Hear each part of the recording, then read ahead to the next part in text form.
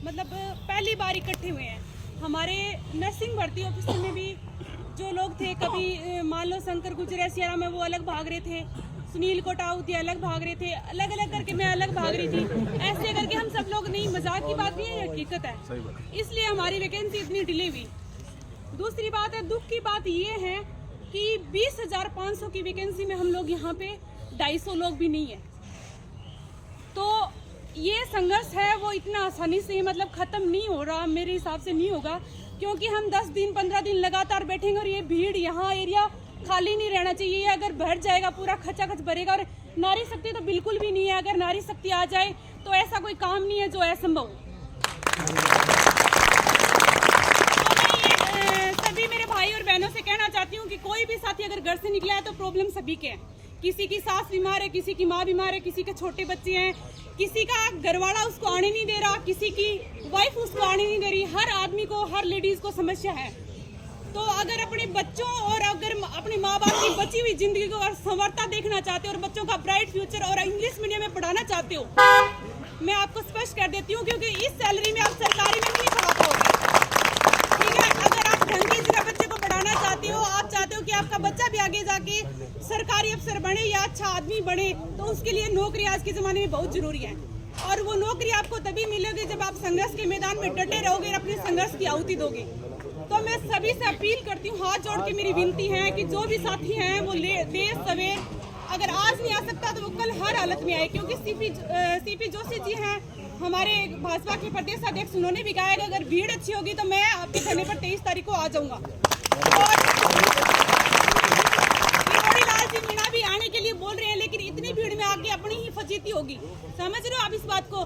इतनी भीड़ में आ जाएंगे तो सरकार तक एक ही बात जा रही है कि कुछ नहीं, 200 लोग बैठे हैं, पहले भी शहीद स्मारक पे 8 दिन बैठे थे, अपने आप भाग गए और अब की बार भी भाग जाएंगे।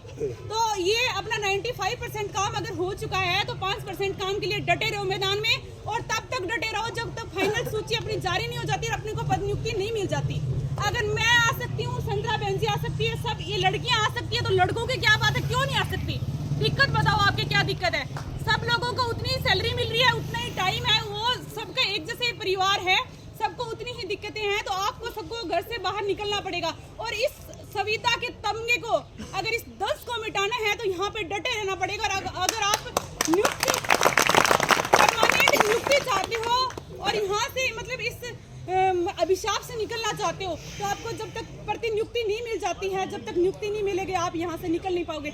अभी 10 दिन पहले की बात है, मैं मेरे गांव गई थी मिलने के लिए, ठीक है, तो वहाँ मैं सोच के गई थी कि मैं 2-4 दिन रुक के आऊँगी, लेकिन मैं जैसे शाम को 7 बजे लेट पहुँची, सुबह हम बैठ के चाय पी रहे थे 9 बजे, तो मेरे भाई, मौसी, चाचा जी सभी बोल रहे हैं कि तेरा वो नर्सिंग ऑफिसर वाले में तेरे को नियुक्ति कब देंगे। उनको थोड़ी ना पता है कि हमारी वैकेंसी तो इस मोड़ पे जा रखी है कि नियुक्ति को तो संभावना ही नहीं, अभी तो हम वैकेंसी बचाने के लिए भाग रहे हैं।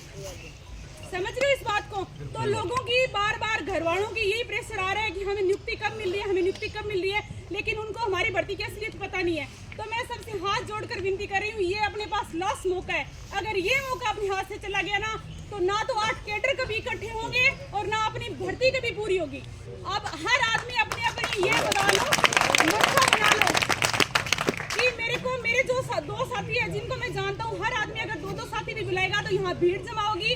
किसी को बुलाएंगे तो छपड़ा भी आरएस की तरफ पॉजिटिव निकल सकता है।